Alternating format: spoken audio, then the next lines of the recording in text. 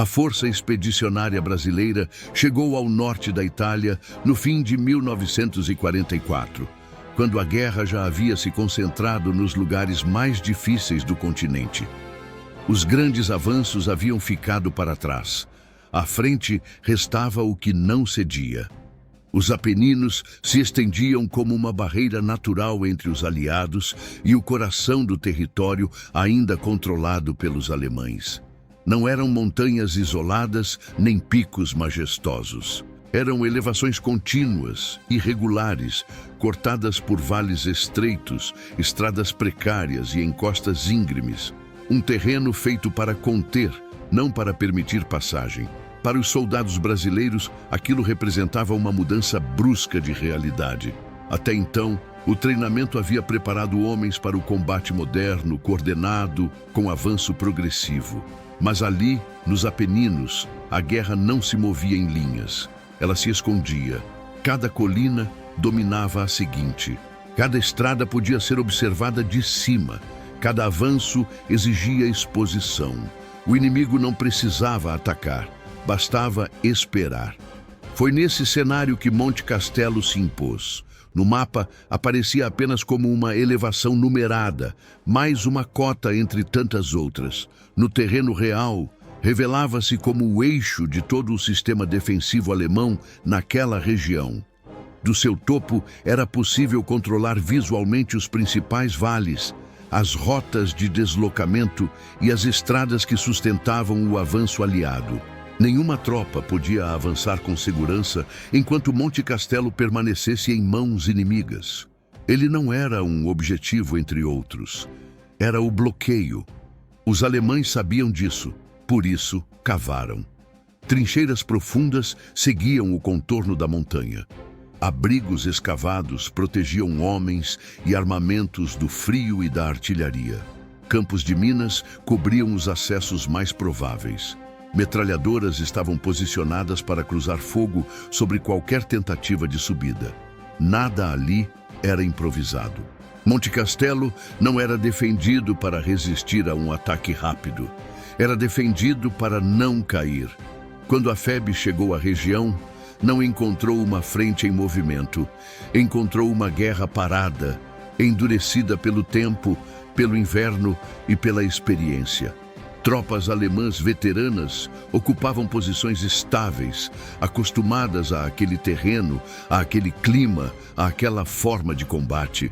Os brasileiros ainda não tinham travado ali seu batismo de fogo em larga escala. Observavam, reconheciam, estudavam o relevo. E quanto mais analisavam, mais evidente ficava o tamanho da tarefa.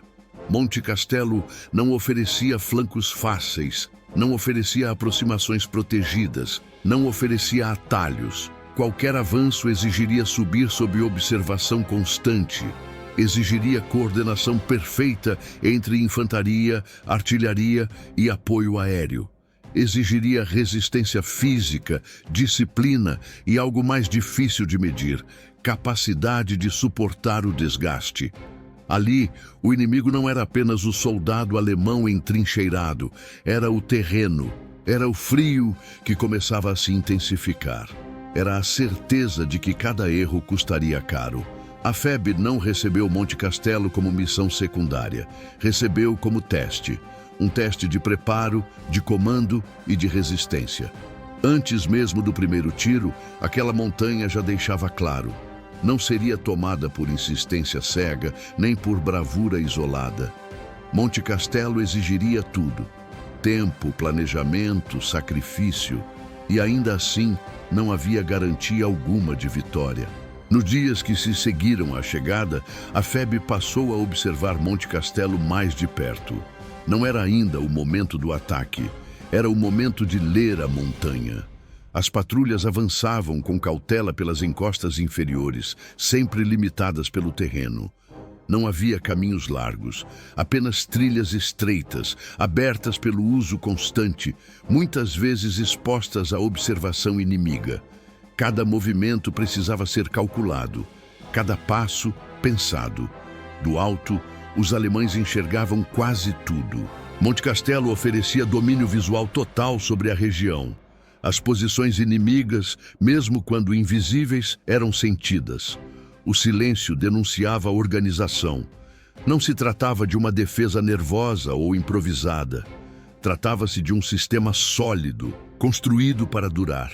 Os observadores brasileiros começaram a compreender a lógica da defesa. As encostas mais óbvias estavam cobertas por campos de tiro cruzado. As áreas aparentemente acessíveis escondiam minas. As posições de metralhadora não estavam isoladas, apoiavam-se mutuamente. Nada ali permitia avanço rápido. O relevo obrigava a infantaria a subir em formação fragmentada. Não era possível manter linhas coesas. Homens avançariam em pequenos grupos, separados pela própria geografia. Isso significava menos apoio imediato, menos cobertura, mais vulnerabilidade. Monte Castelo forçava o combate no ritmo do defensor. Além disso, o clima começava a se impor. O frio se tornava constante. A umidade não deixava o solo secar. A lama dificultava o transporte de equipamentos, retardava o deslocamento e esgotava os soldados antes mesmo do contato direto com o inimigo. Cada reconhecimento deixava uma impressão clara. O ataque exigiria mais do que coragem. Exigiria artilharia bem coordenada. Exigiria comunicação precisa. Exigiria que homens avançassem sob fogo, sabendo que não haveria abrigo natural suficiente durante a subida. Os oficiais brasileiros registravam tudo. Mapas eram corrigidos. Rotas eram analisadas e descartadas. A pergunta não era mais se Monte Castelo deveria ser atacado. Isso já estava decidido. A pergunta era como, e principalmente a que custo. Monte Castelo começava a ganhar um peso simbólico antes mesmo do primeiro confronto.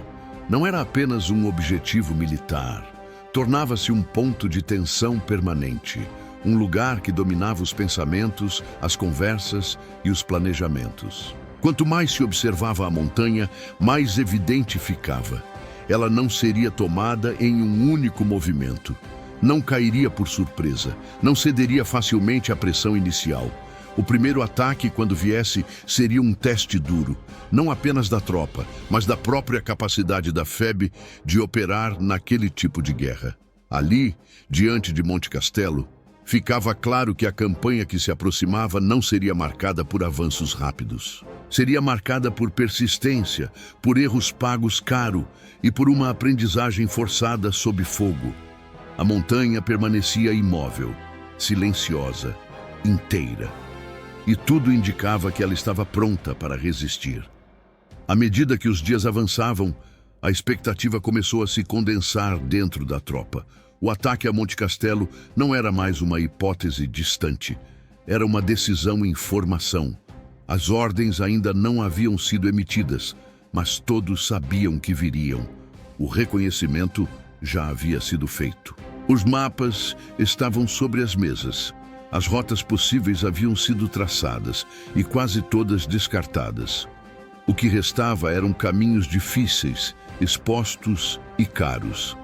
Mesmo assim, havia confiança. A FEB chegara à Itália carregando a expectativa de provar seu valor. Muitos acreditavam que, com determinação e disciplina, seria possível romper a defesa alemã em um movimento firme. Monte Castelo era visto como um desafio duro, mas ainda dentro do que se imaginava controlável. Essa percepção começaria a mudar rapidamente. Nos briefings, os oficiais explicavam o plano com cuidado. O ataque dependeria do avanço da infantaria em terreno aberto, sob observação constante. A artilharia daria apoio, mas o relevo limitava sua eficácia. A comunicação essencial poderia ser interrompida a qualquer momento pelo terreno ou pelo fogo inimigo. Nada ali oferecia margem para erro. Para os soldados, a espera era um teste à parte. O frio começava a se intensificar. As noites eram longas, úmidas, silenciosas demais. O som distante da artilharia em outros setores lembrava que a guerra estava em andamento, mesmo quando tudo parecia parado. Monte Castelo continuava ali, visível, dominante, observando. Alguns homens tentavam imaginar o que os esperava lá em cima. Outros preferiam não pensar. Sabiam apenas que a subida seria feita sob fogo, sem proteção natural, com o inimigo entrincheirado e preparado. A montanha não escondia suas intenções. Ela deixava claro que exigiria a aproximação direta. Com o passar dos dias, a confiança inicial começou a se misturar com cautela. Não era medo aberto, era percepção. A percepção de que aquele combate não se encaixava nas ideias mais simples de ataque e vitória rápida. Monte Castelo não oferecia alvos fáceis, não oferecia avanço progressivo, oferecia resistência concentrada. Os comandantes compreendiam isso. A tropa começava a compreender também. O ataque, quando viesse, não seria uma demonstração de força isolada. Seria uma tentativa de romper uma posição sólida, defendida por tropas experientes, em um terreno que anulava a velocidade e amplificava o desgaste. Ainda assim, a ordem era avançar. A FEB não estava ali para escolher missões fáceis. Estava ali para cumprir o que fosse necessário para abrir caminho às forças aliadas. Monte Castelo era esse caminho. Ou melhor, o bloqueio dele. Naquela espera silenciosa, antes do primeiro ataque, algo começava a se formar. Uma consciência coletiva de que a campanha nos Apeninos seria diferente de tudo que muitos haviam imaginado. Não seria rápida, não seria limpa e dificilmente seria simples. Monte Castelo permanecia intacto, como se testasse a paciência dos homens que se preparavam para subir suas encostas. O primeiro ataque estava próximo, e com ele viria a resposta definitiva da montanha. O ataque começou sem grandiosidade, sem discursos longos, sem qualquer sensação de espetáculo. Quando a ordem finalmente chegou, Monte Castelo continuava exatamente como antes, silencioso, imóvel, dominante. A montanha não reagiu, não precisava. A infantaria brasileira iniciou o avanço a partir das posições mais baixas, ainda antes do contato direto. Desde os primeiros metros, o terreno já impunha seu ritmo. A subida quebrava a formação. Os homens avançavam em pequenos grupos, separados pelas dobras da encosta, perdendo contato visual uns com os outros. Não havia como correr. Não havia como se proteger. À medida que ganhavam altura, a exposição aumentava. As posições alemãs, até então invisíveis, começaram a se manifestar. Primeiro como tiros isolados, depois como fogo coordenado. Metralhadoras abriram em pontos altos, cruzando campos de tiro sobre as rotas mais prováveis de avanço. Monte Castelo mostrava que havia sido estudado em cada detalhe. O apoio de artilharia tentou abrir caminho, mas o relevo limitava sua eficácia. As granadas explodiam sem alcançar totalmente as posições entrincheiradas.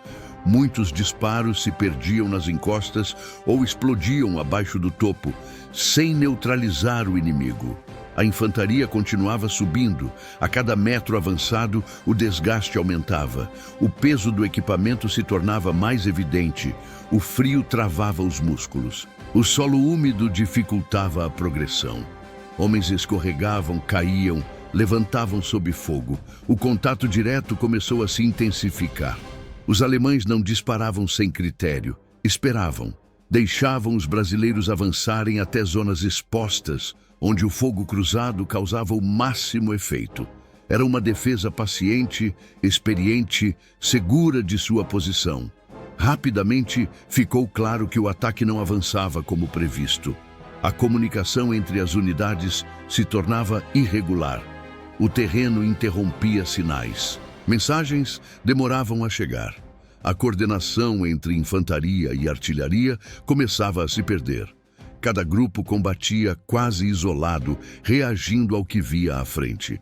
Monte Castelo não cedia. Os primeiros feridos surgiram ainda na subida. O resgate era difícil. Não havia abrigo suficiente. Cada movimento de retirada expunha ainda mais os homens ao fogo inimigo.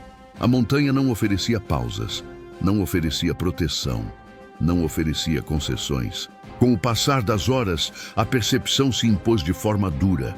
O ataque não conseguiria atingir o topo, não naquele ritmo, não da forma como estava sendo conduzido.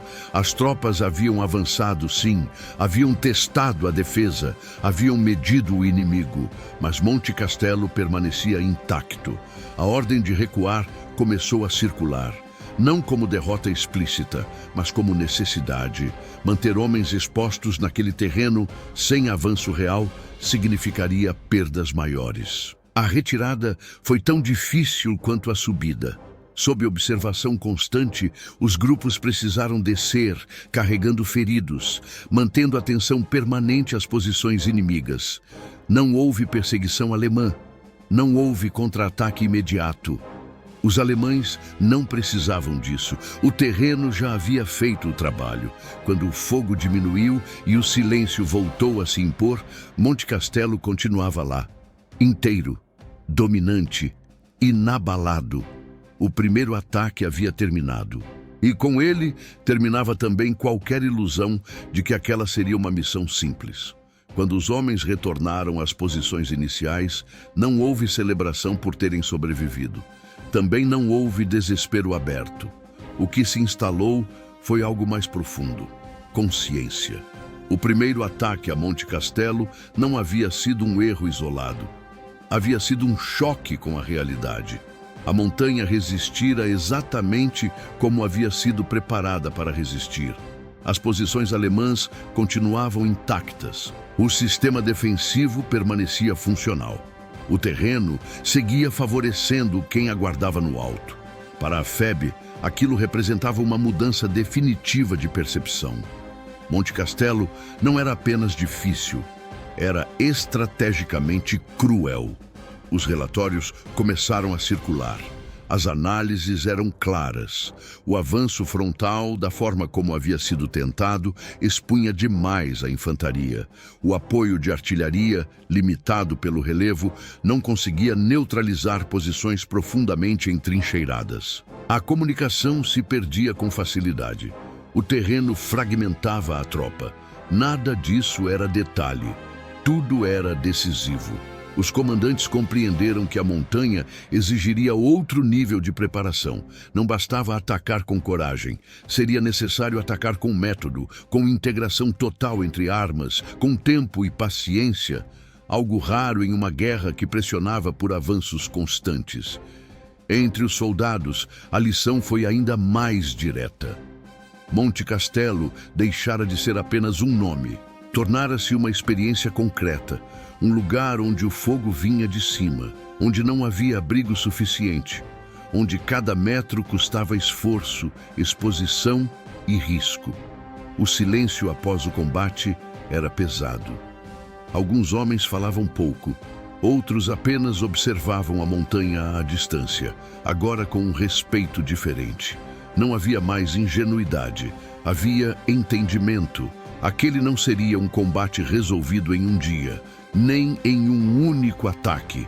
Monte Castelo exigiria repetição, exigiria insistência, exigiria que a FEB aprendesse, adaptasse e voltasse, e a cada tentativa pagaria um preço. O primeiro ataque não derrubara o inimigo, mas derrubara qualquer ilusão. A partir daquele momento, a campanha nos Apeninos ganhava outra natureza. Não seria uma sequência de movimentos rápidos, seria uma disputa prolongada contra um terreno que parecia lutar ao lado do defensor. Monte Castelo permanecia no alto, observando, intocado, silencioso. E agora todos sabiam, para vencê-lo seria preciso muito mais do que força. A chegada aos Apeninos e o primeiro contato com Monte Castelo haviam deixado uma certeza clara. A missão que se iniciava ali não seria lembrada pela rapidez, mas pela resistência. Monte Castelo não cairia facilmente e a FEB ainda teria de enfrentá-lo outras vezes. No próximo episódio, a montanha seria atacada novamente e cobraria um preço ainda maior.